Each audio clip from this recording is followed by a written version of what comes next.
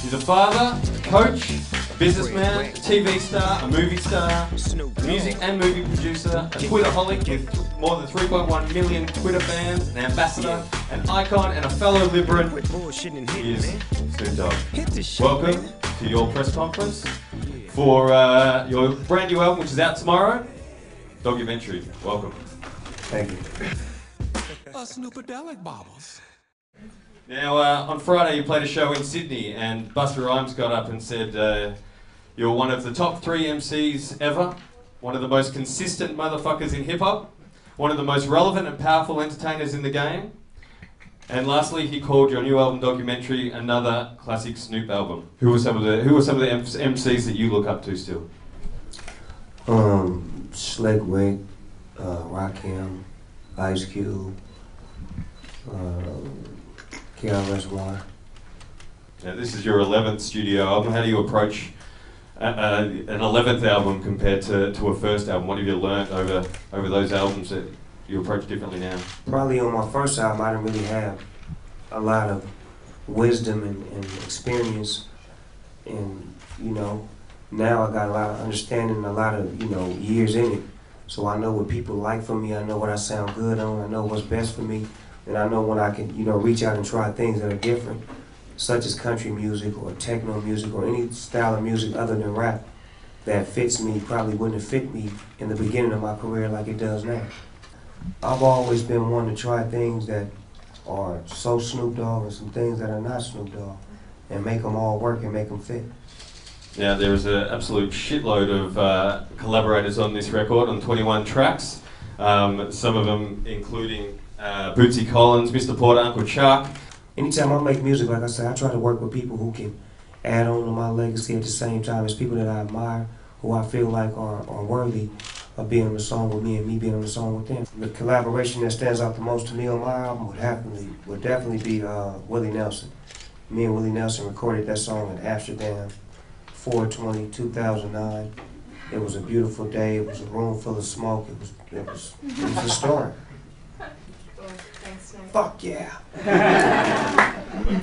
In a career spanning more than 20 years, you've gone beyond being a hip-hop star. You're more like a cultural icon that spans generations and different art forms. Is that something you're comfortable with, or do you just see yourself as an MC? I'm whatever you want to call me. I'm a chameleon, you know what I'm saying? I can flip-flop and dip-dive and slide in, ride out. I try to adjust to any environment, any habitat that you put me in, and try to make it mine. Is there any local hip-hop artists that have taken your attention?